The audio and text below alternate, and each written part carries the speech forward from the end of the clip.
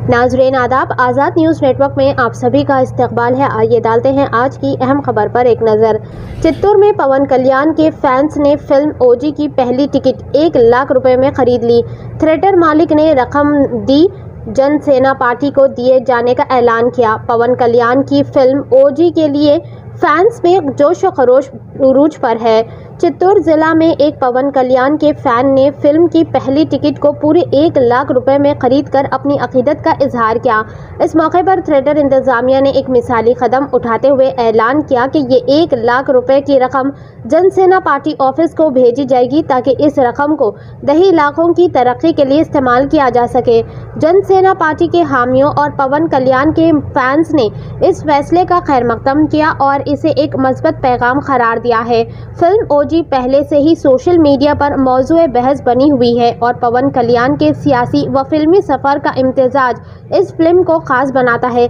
आइए देखते हैं ये रिपोर्ट। ऐसे ही अहम और खास खबरों के लिए आज़ाद न्यूज़ नेटवर्क को लाइक करें, सब्सक्राइब करें, शेयर भी जरूर करें। అందరికీ నమస్కారం।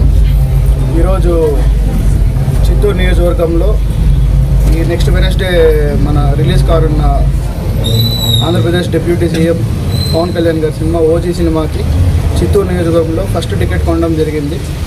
జనసేన పార్టీ వాళ్ళందరితో చర్చించి ఈరోజు ఫస్ట్ టికెట్ నేను 1 లాక్ ఇచ్చి కొనడం జరిగింది।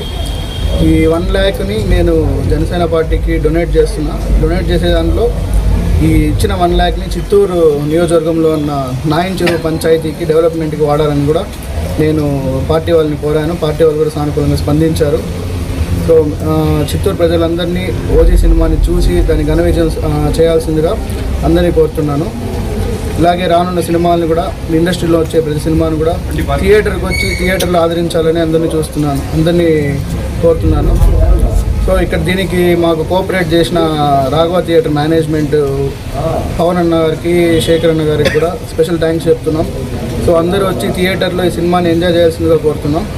ఇలాగే మరిన్ని సినిమాలు కూడా సక్సెస్ కావాలని కూడా కోరుకుంటున్నాం। జై జనసేన, జై హింద్।